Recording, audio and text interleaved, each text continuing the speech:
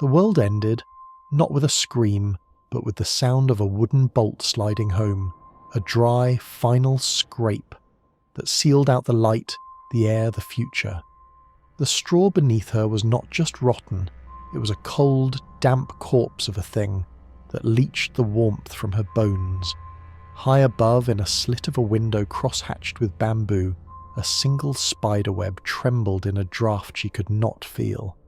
It was the most beautiful thing she had ever seen, a perfect silver-woven clock measuring a time that no longer belonged to her. A voice, her own yet distant, whispered in the cavern of her mind, "They buried your name at 12, but they forgot that even in the darkest earth, roots learn to grow in silence."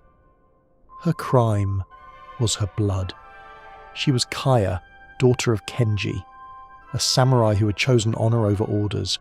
His was not a grand, fiery rebellion, but a quiet act of mercy, sparing a village the shogun had demanded be made an example of. For this, his death was not a noble seppuku, but a quiet, shameful execution in a rain-swept courtyard. The eradication of his line was the final clause in the judgment. Her mother, a ghost in her own home, had been sent to a distant temple. For Kaya, they had devised a different fate. They came for her on a night when the moon was a sharp white sliver, like a knife cut in the sky. There were no shouts, no drawn swords. The guard's armour creaked with a solemn bureaucratic finality. One of them, a man with a face as impassive as stone, held out a hand, not to strike her, but to receive her. Her mother, her eyes two pools of extinguished light, had folded a single plain kimono into a square, her movements precise and hollow. As Kaya was led away, the guard's grip on her arm was firm, impersonal. He did not look at her face. She was a package, a document, to be filed away in a forgotten archive. The ruling council's decree had been read aloud in a monotone. A seed of discord. Her very memory, her father's legacy living on in her eyes, was a threat to the shogun's perfect, rigid peace. To kill her would risk making a martyr. So they chose containment. They built a cage of polite neglect, a place called the Kagenoya, the House of Shadows. It was not a dungeon of dripping stone, but a small, impeccably built wooden house nestled inside a walled garden. The walls were her bars, the silence, her jailer. The first days were a blur of terror that hardened into a constant aching dread. She would press her ear to the shoji paper door, listening for a world that had moved on without her. Her own voice, when she tried to speak to the silent attendants who brought her meals, sounded like a stranger's, a rusted hinge swinging in an empty room. She wept, until her tears felt like they were scraping the inside of her eyes. She marked the passage of sun by the slow crawl of a golden rectangle across the tatami mats. A daily funeral for the light. Then came the day of the mouse. She was watching a small brown creature scurry along the base of the wall, when a gecko, perfectly still and the colour of dust, unspooled its tongue. The capture was instant, soundless. The lesson was not about the gecko's speed, but about its infinite, terrifying patience. It had waited, perfectly integrated with its environment, until the world delivered its prize. A cold clarity washed over Kaya. The tears stopped. The frantic fear solidified into a sharp, focused point. Her captors had given her the one weapon they thought would break her: silence. But silence was not emptiness. It was a space to listen. It was a cloak. In that moment, the girl who felt like a prisoner began to die, and the one who would observe as a strategist was born. The spider in the window, the gecko on the wall, they were her new tutors, and her first lesson was complete. Before the silence, there was music. Kaya's father, Kenji, was a man who found rhythm in the swipe of a whetstone along his katana and melody in the rustle of maple leaves in their small garden. He was a mid-level samurai, his status earned not by birth, but by a sharp, analytical mind. Kaya, his only child, had inherited this mind.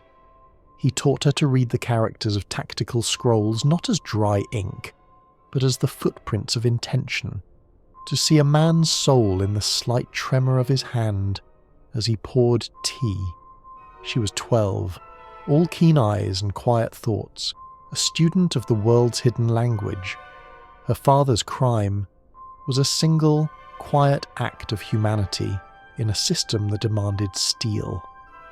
Sent to quell a minor rebellion in a northern village, he found not warriors but starving farmers armed with scythes in desperation. The shogun's orders were explicit: make an example. But Kenji saw the hollow-eyed children, the skeletal frames. He accepted the village elders' ceremonial surrender, took their few rusted weapons, and left them with their lives, and a warning. It was not treason, but a fatal miscalculation of mercy's price. The punishment was delivered with chilling precision. There was no trial, only a summons.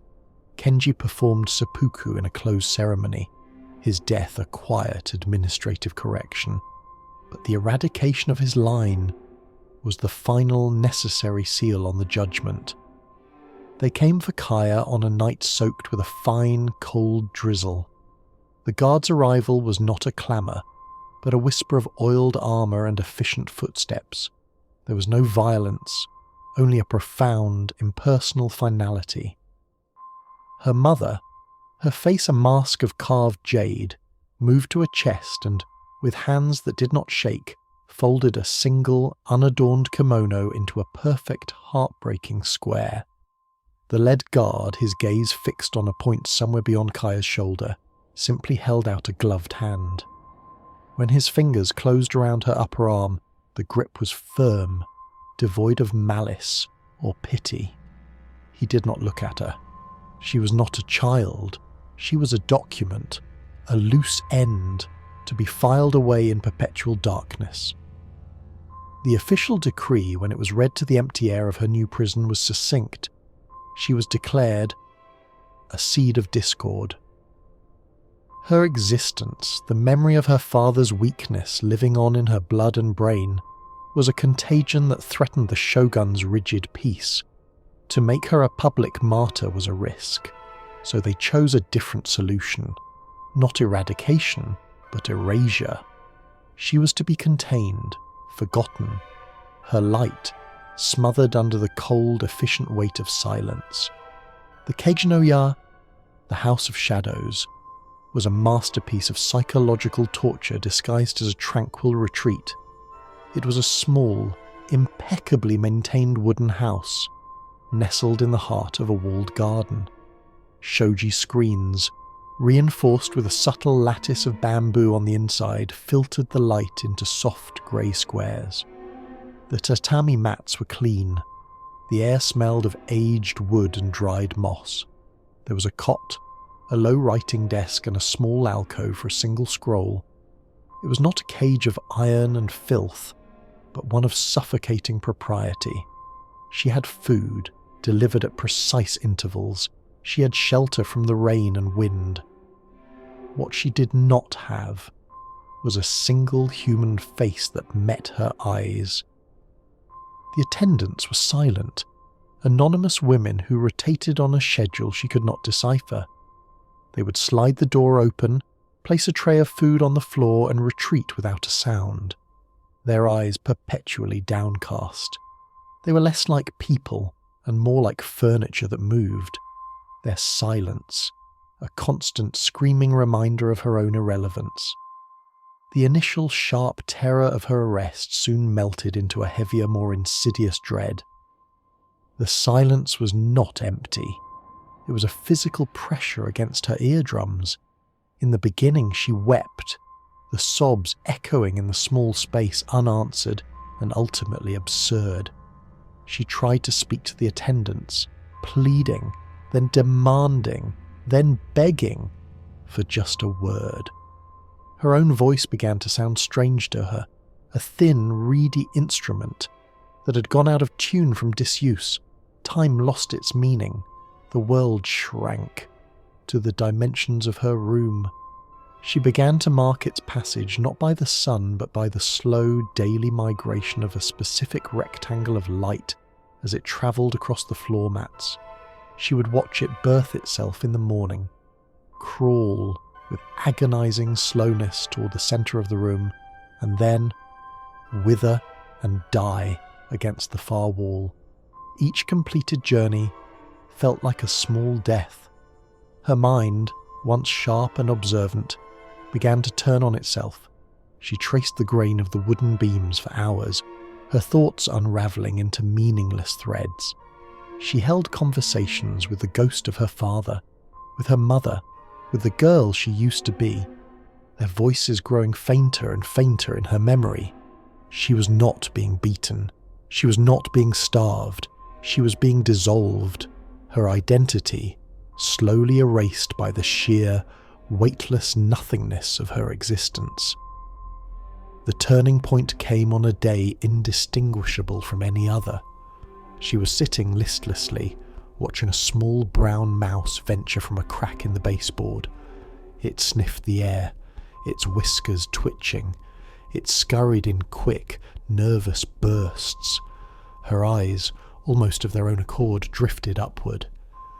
There, on the wooden beam above, was a gecko, its skin the exact colour and texture of the aged wood.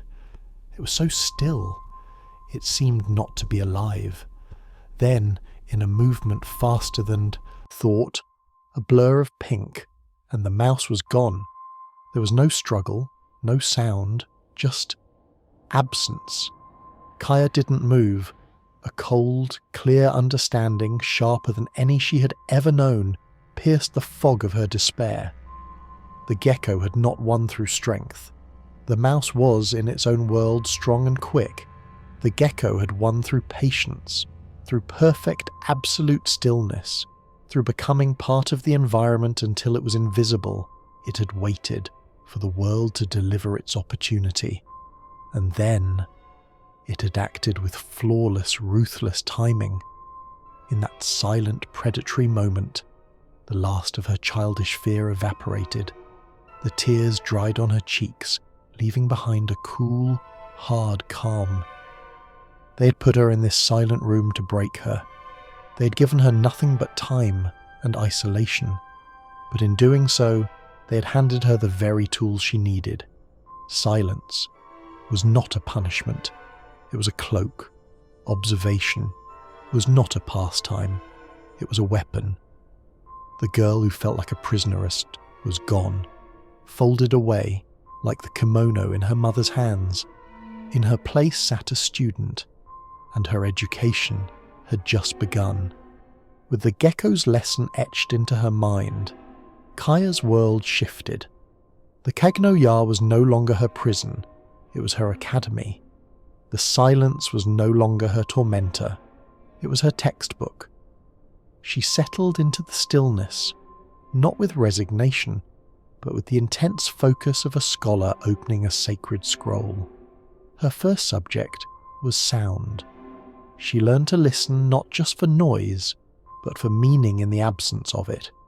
She closed her eyes and trained her ears to distinguish the footsteps of the attendants. There was the old one, whose steps were a slow, soft shuffle, the sole of her sandal barely lifting from the polished floorboards. Then there was the young one, quicker, lighter, with a faint, impatient scuff at the end of each stride. And the angry one, whose footfalls were heavy and deliberate, each step a punctuation mark of resentment. She began to study the language of their service. The old one always placed the tray directly in the centre of the designated mat, the bowls arranged with a kind of weary precision. The young one was less careful. The tray would land slightly askew, the chopstick sometimes rolling. But the angry one spoke volumes with her hands. She would set the tray down with a sharp, percussive clack, the dishes rattling. Sometimes the miso soup would slosh over the rim of its bowl, a tiny brown tide of fury. Kaya started to piece together their lives from these fragments. The angry one was likely from a family of some status, humiliated by this lowly, silent duty. The young one was bored, dreaming of a life beyond these walls. The old one was simply enduring, her spirit worn smooth by decades of obedience. She learned to read the space outside her door. The guards who patrolled the garden wall didn't know their voices carried on the still evening air. She heard snippets, precious shards of the outside world. A young guard, his voice tight with frustration, complaining to his companion. "Another week without leave. Tanaka-san hoards it all for his favourites. My mother is ill." The name Tanaka was filed away in her mind. A minor official with the power to grant or withhold simple comforts. Then came the day she heard the maids. Their whispers were like the rustling of leaves, soft, secretive. They stopped just outside her wall, thinking the occupant within was either deaf or mindless. "A disgrace," one voice hissed. "Lady Shimura's daughter, they say, with a ronin. Can you imagine?" "The shogun's own cousin," another gasped. "How will they hide it?" "They're sending her to the coastal temple. A sudden illness. The ronin has already disappeared." The voices faded, their gossip moving on. But Kaya remained frozen, her heart hammering against her ribs. Lady Shimura, the shogun's cousin. A scandal of bloodline and dishonour. This was not a complaint about leave. This was a crack in the gleaming armour of the ruling clan. She didn't yet know how this information was useful, only that it was power. It was a single glowing thread in the vast dark tapestry of the court. She began to collect these threads. A guard's bitterness towards his superior was a potential lever.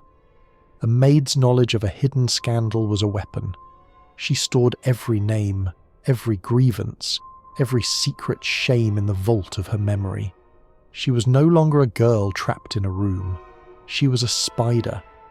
At the centre of a web, she was slowly, meticulously weaving from whispers. Her senses extended far beyond the wooden walls that contained her. The world, in all its messy, treacherous glory, was beginning to talk to her, and for the first time since the bolt had slid home, Kaya began to listen. The true turning point in Kaya's education began with a single unspoken act of rebellion. It was the old one, the attendant with the shuffling gait. One afternoon, instead of the usual tray of food, she left a small, tightly rolled scroll tucked discreetly beside the rice bowl. Her eyes, for a fleeting second, met Kaya's. It was not a look of pity, but one of grim recognition, the passing of a torch. Kaya waited until the door had closed before seizing it. It was not a tale of heroes or poetry. The characters were dense, legalistic. It was a dry treatise on land tenure and tax law. To anyone else, it would have been dust. To Kaya, it was a revelation. This was the language of power. This was how the machine that had crushed her father truly operated. This became their silent ritual. The old one, whose name Kaya learned was Sato, became a conduit. The scrolls she smuggled in were her curriculum, genealogies of the great daimyo families, records of harvest yields, summaries of edicts from the last century, and complex charts of the shogunate's financial obligations. There were no stories of love or honour, only the cold, hard skeleton of an empire. Kaya's room transformed. The clean, sparse space became a war room. Using a sliver of charcoal she had salvaged from the hearth, she began to make tiny, precise notations on the underside of the tatami mats. One mat became a map of the major daimyo clans, their alliances and rivalries sketched in a web of lines. Another mat detailed the flow of rice and coin from the provinces to the capital. She cross-referenced everything. The gossip about Lady Shimura's daughter was no longer just salacious rumour, it was a vulnerability in a key bloodline, a pressure point. The guard's complaint about Tanaka-san was now understood in the context of the military payroll log she had studied. Tanaka was likely skimming funds, a secret weakness born of greed. She learned that the mighty Lord Ishida, who commanded the Western armies, was deeply in debt to merchant guilds, his martial pride a facade for financial desperation. She discovered that the shogun's most trusted advisor, an old man named Kato, was terrified of a potential famine, his every policy decision skewed by this paranoia. She pieced together the secret shames. The shogun's own half-brother, banished after a failed coup attempt, was rumoured to be gathering support in the Northern Islands. The official scrolls called it banditry. Kaya's combined sources painted a picture of a nascent rebellion. Her studies became an obsession. She slept little, her mind racing through lineages and tax quotas. The daylight hours were for memorising the scrolls. The nights were for connecting the dots on her hidden maps. The whispers from the garden were no longer just isolated secrets. They were live intelligence reports, confirming or contradicting the static history in the texts. She learned who coveted whose land, who was secretly backing which artistic school to gain cultural favour, whose son was a disgrace, and whose daughter was a pawn in a marriage alliance. Within a year, Kaya possessed a knowledge of the shogunate that rivaled, and in some ways surpassed, that of the council elders. They saw the empire from the top down through reports and ceremonies.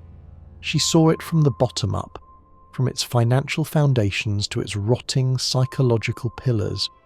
She understood its pressures, its fragile alliances held together by tradition and fear, and the unspoken rules that everyone followed, but no one wrote down. The Kagnoya was no longer a cage, or even an academy. It had become her command centre. This silent, forgotten girl in the walled garden now held a complete schematic of the power that held her. She knew every weakness, every crack, every hidden flaw. She knew how the machine worked, and more importantly, she was learning how to make it work for her. The weapon of silence was now loaded with the ammunition of knowledge. All she needed was a target. The catalyst arrived not with a bang, but with the scent of rain and the whispers of frightened men. A prolonged, unseasonal chill had settled over the northern rice plains, stunting the seedlings. The first reports that trickled into the shogunate were cautious, then concerned, and finally, desperate. The word famine was never spoken in official circles, but it hung in the air like a coming plague, whispered by the attendants whose own families hailed from the affected regions. Kaya heard it all. The old one, Sato, now left scrolls with a new urgency: harvest projections, frantic petitions from northern daimyo, and inventories of the central granaries.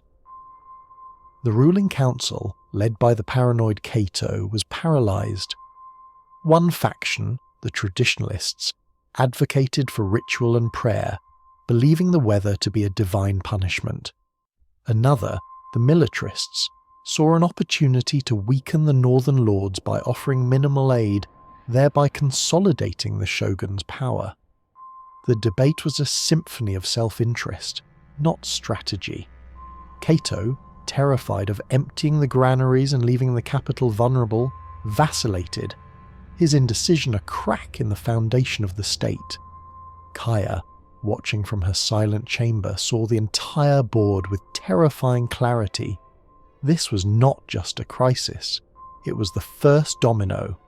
A famine would lead to unrest. Unrest would empower the shogun's banished half-brother in the north. War would follow. The very stability the council sought to protect by caging her was about to shatter because of their own short-sightedness. It was also her moment. A stable, prosperous shogunate had no need for a forgotten girl's counsel. A desperate one, however, might listen to a ghost. Her target was a man named Akira, a mid-level bureaucrat in the Ministry of Provisions. She had pieced him together from whispers and scrolls. Ambitious, but blocked by superiors of higher birth. Pragmatic, with a reputation for quiet efficiency. Most importantly, a man who chafed under the old guard's incompetence.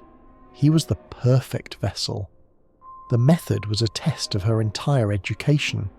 She spent a day in perfect stillness, composing the message in her mind. It had to be anonymous, undeniable, impossible to trace. She would use the system's own tools against it. Using a sharpened sliver of wood and ink she had secretly concocted from soot and water, she wrote on a narrow strip of paper torn from the margin of a scroll. The characters were small, blocky, impersonal. The granary at Sendai is reported at half capacity. It holds a hidden surplus falsely logged after the typhoon 2 years past. Divert 10% to the northern route. Blame the discrepancy on rodents in the ledger. This will buy a month. Use it. It was not a plea. It was an order, backed with a specific, verifiable piece of information she had cross-referenced from an old damage report and a current inventory scroll. She did not sign it. The delivery relied on Sato. When the old woman brought the evening meal, Kaya was waiting, the tiny rolled paper concealed in her palm. As she took the tray, she met Sato's eyes and let the scroll slip into the woman's waiting hand. No words were exchanged. There was only a slow, deliberate blink from Sato, an acknowledgement. The old woman's loyalty was not to the shogun, but to the memory of Kaya's father, a man who had shown her family kindness long ago. The wait was an agony of a different kind. This was no longer the numb weight of the prisoner, but the vibrating tension of a hunter who has released the arrow. She listened to the footsteps in the garden, the tones of the guards' voices, searching for any shift. For 2 days, nothing. Then, on the third day, she heard a snatch of conversation between 2 passing officials, their voices buzzing with a new energy. "Akira-san, can you believe it? He found a discrepancy in the Sendai logs. A surplus. The council has approved the release. He's being praised for his diligence." Kaya did not smile. She did not rejoice. She simply closed her eyes and let out a breath she felt she'd been holding for 5 years. The arrow had struck true. Akira had seized the opportunity, using her information to make himself look like a hero and solve a small part of the crisis. He had taken the first step. He was now, unwittingly, hers. The lock on her door had not changed. The walls of the garden remained. But in that moment, Kaya was utterly, profoundly free.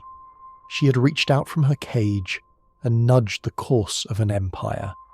It was a tiny movement, invisible to all but her. But she knew, with the certainty of the spider feeling the first tremor in its web, that it was only the beginning. The unlocking had commenced. The message was not just words. It was a weapon forged in silence and precision. Kaya had identified her target, a mid-level clerk in the Bureau of Finance named Kenjiro. From the scrolls Sato smuggled in, she learned he was a man of numbers, not politics. Respected for his accuracy, but perpetually overlooked due to his humble origins. He was perfect, intelligent enough to understand the value of her information, and ambitious enough to use it, without asking too many questions. The method of delivery was a code she and Sato had developed over months, a language of mundane objects. A tray placed slightly to the left of the central mat meant a message was ready. A specific fold in the napkin, a tuck instead of a roll, signalled it was to be passed. Today the tray was positioned perfectly, the napkin folded into a sharp, contained triangle. As Sato bent to retrieve the empty dishes from the previous meal, Kaya's hand brushed against hers, a tiny, rolled slip of paper transferring between them. No glance was exchanged. The transaction was as invisible as the air itself. The message itself was a masterstroke of anonymous counsel. It concerned a looming, contentious debate in the council, whether to raise the tribute on salt from the western provinces. The traditionalists, backed by the powerful western daimyo, were resisting fiercely. Kaya's message did not take a side. It simply presented a third path, one born from her cross-referencing of old trade agreements and current merchant guild ledgers. The Western Alliance's resistance is not to the tax, but to the precedent, the note read. Their privilege, granted in the Charter of 112, was for loyalty during the Eastern Rebellion. Propose a one-time emergency levy tied to the Northern famine relief, not a permanent increase. Frame it as a shared sacrifice for national stability, not an abrogation of their rights. Cite the merchant guild's recent windfall from the silk trade. They can absorb the cost. This bypasses the charter and gives the Western lords a face-saving excuse. Kenjiro found the slip of paper tucked into a routine delivery of census scrolls. He almost discarded it as a scrap. Then he read it. His blood ran cold, not with fear, but with revelation. It was brilliant. It solved the political impasse with a bureaucrat's elegance, turning a clash of pride into a matter of logistical compromise. He spent a feverish night verifying the details. The Charter of 112 was exactly as cited. The Merchant Guild's profits were a closely guarded secret, but the numbers, when he dug, matched. It was all true. The next day, in a lower-level policy meeting, as the officials argued in circles, Kenjiro, his heart hammering, cleared his throat and presented the idea. He presented it as his own. The room fell silent. Then a senior official grunted in approval. It was clever. It was workable. The proposal was adopted, refined, and sent up the chain. It worked. The Western lords, mollified by the face-saving emergency framing, acquiesced. The shogun got his funds. Kenjiro was suddenly visible. He received a commendation, a slightly larger office. He was a man on the rise. But the mystery gnawed at him. Who had sent the note? He began a discreet investigation, tracking the scroll delivery. The trail was convoluted, but his bureaucratic mind was made for such puzzles. It led him, impossibly, to a forgotten storage room in the archives, and to an old woman, Sato, who cleaned there. Under his quiet, intense questioning, she broke. She didn't reveal everything, but she whispered one name, a name from a dusty decree. The girl in the House of Shadows. Kenjiro was a rational man. This was not rational.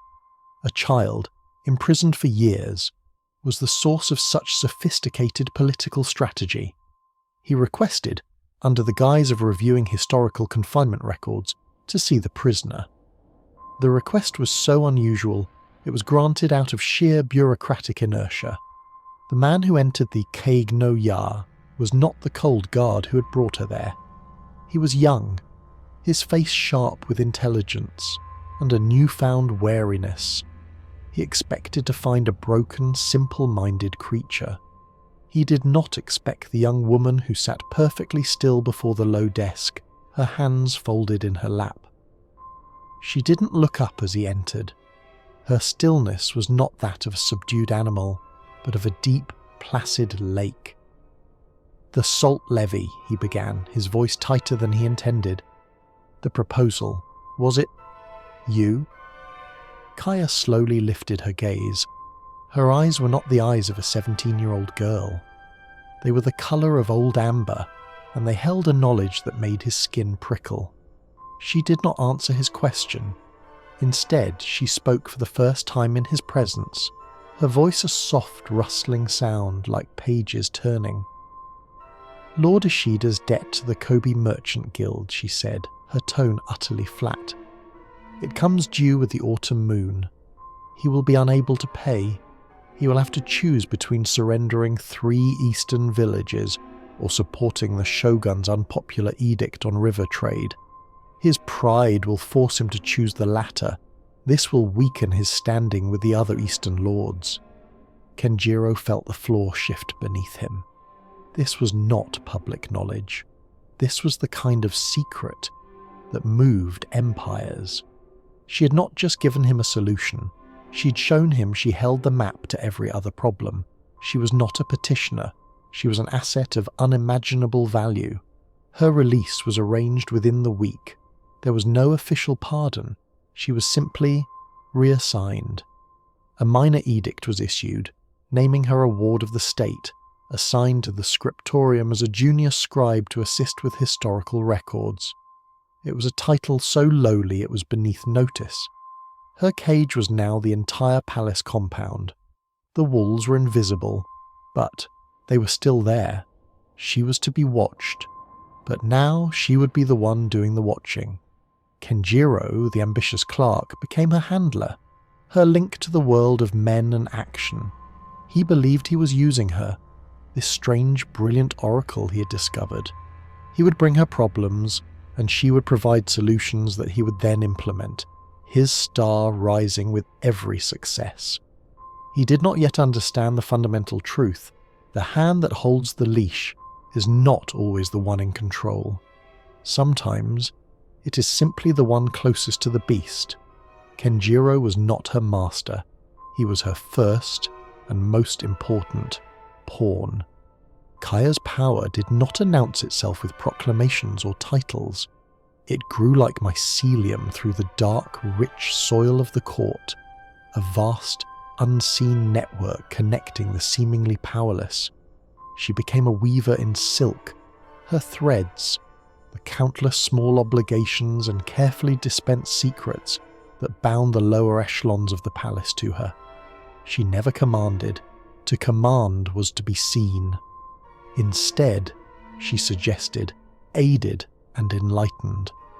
To a junior clerk terrified of presenting a flawed inventory, she would, through Kenjiro, offer a corrected figure, saving him from disgrace. The clerk, eternally grateful, would later provide her with a copy of a sealed letter.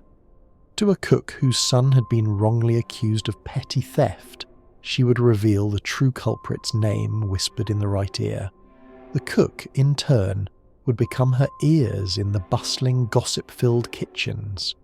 To a lonely concubine, she offered the precise poem to capture the shogun's waning attention, and in return she learned the intimate fears and desires whispered on the royal pillow.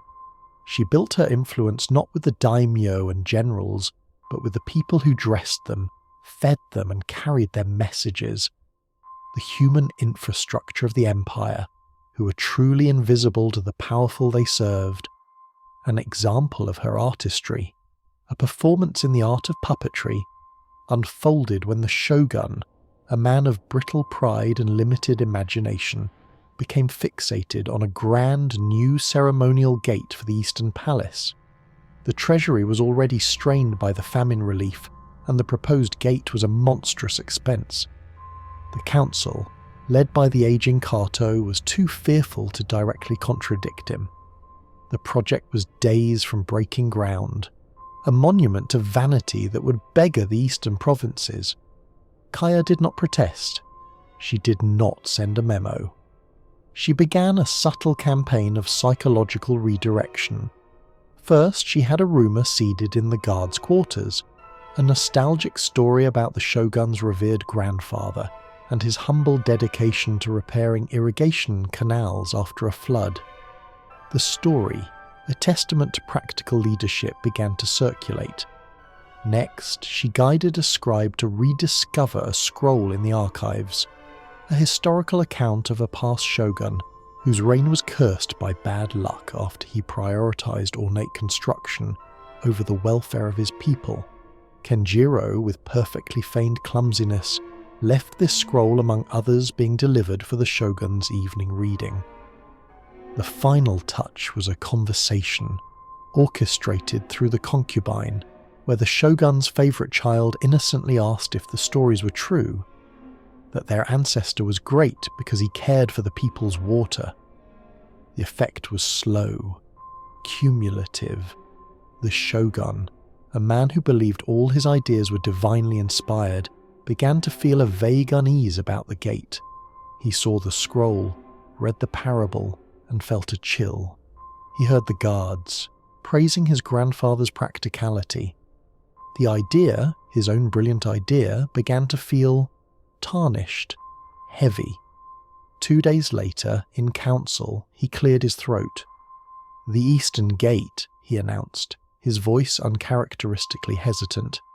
"It is a frivolity.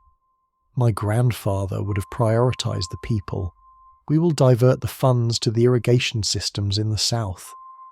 The council erupted in praise for his wisdom and foresight. Kato looked on, bewildered but relieved.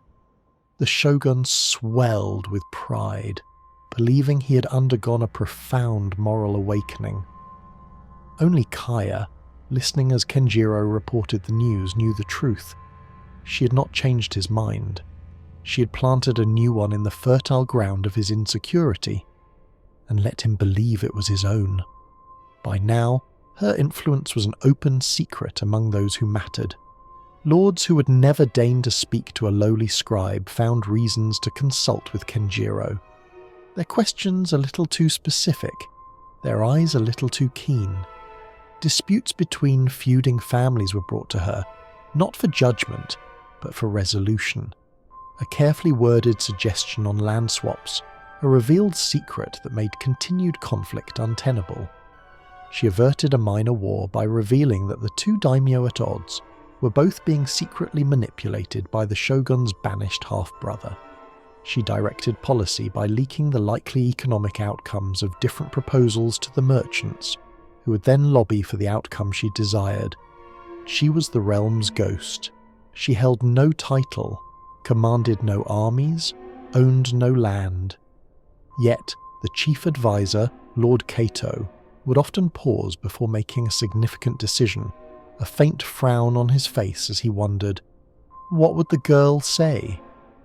Her power was not written on parchment, not shouted from balconies. It was breathed in the hushed conversations of the powerful, a silent, inevitable force that shaped the destiny of Japan from a small, quiet room in the scriptorium. Her true authority measured not in commands given, but in disasters that never happened. Publicly, Kaya was a phantom of influence, a whisper that could topple lords and redirect rivers of gold. In the private silence of her new, slightly larger chamber, a room in the scriptorium still within the palace walls, she was a collection of echoes. She could have silks if she asked. She could have delicacies if she desired them. But the things she truly wanted were relics from a life incinerated. A laugh. That wasn't measured for its effect. A touch. That wasn't a calculation. The simple, unthinking freedom to walk through a gate and keep walking, with no purpose, no strategy, no destination. Her life was a masterpiece of performance. Every word, a carefully chosen tool, every smile, a calibrated instrument. The girl who had once flinched at a raised hand now made powerful men flinch with a raised eyebrow. But the cost of this armour was the person inside it. She had dissected human connection until it was merely a series of levers and pulleys. To feel genuine affection was a vulnerability she could no longer afford. To trust was a strategic blunder. The silence she had mastered had first been a shield, then a weapon, and had finally become her entire being. She lived in a gilded cage of her own exquisite design, and she was both the prisoner and the jailer. The day was soft, the air carrying the scent of cherry blossoms from a distant grove. Kaya walked through the walled garden of the Kaginoya. It was no longer a place of neglect. The gravel was raked into perfect swirling patterns. The moss was a vibrant, manicured green. The wooden house itself had been repaired, its screens pristine. It was now a place of quiet contemplation, a quaint relic. To Kaya, it was still a cage. The bars were just more beautifully painted. As she paused, looking at the high window where a spiderweb had once been her only clock, a young maid rounded the path. The girl, perhaps no older than Kaya had been when she was first brought here, froze. Her eyes widened, not with pity, but with a potent mixture of terror and awe. She knew the stories. She dropped into a deep, trembling bow, her forehead nearly touching the perfect gravel. Kaya looked at the bowed head, the young, supple neck exposed in a gesture of total submission. This was power. This was what she had wrought from the ashes of her childhood. She felt nothing. No triumph, no satisfaction. Only a vast, hollow emptiness. She allowed a smile to form on her lips. It was a perfect, composed curve, a masterpiece of benign inscrutability. It was the smile of a statue. It acknowledged the bow, accepted the tribute, and gave nothing of the person behind it in return. The maid, receiving this silent benediction, scurried away, relieved. Kaya turned her gaze back to the garden. The silence was the same silence that had once threatened to swallow her whole. Now, she wore it. It was her mantle, her sceptre, her crown. They imprisoned a girl of 12 to silence a name. In her place, they created a force of nature. She learned the architecture of power until she could restructure it from the inside. A ghost in the machine of empire, she held the fate of Japan in her hands. Her counsel averted wars. Her whispers fed provinces. Yet the key to her own freedom was lost long ago. Not in a lock, but in the silence she had to become to survive. The girl who loved music and skipped stones was a story she herself could no longer remember. She had traded a heart for a chessboard and now reigned over a kingdom of echoes. She didn't become powerful. She became the silence that power fears. And in that ultimate hollow victory, the most powerful woman in Japan was, and would always be, the forgotten girl in the garden.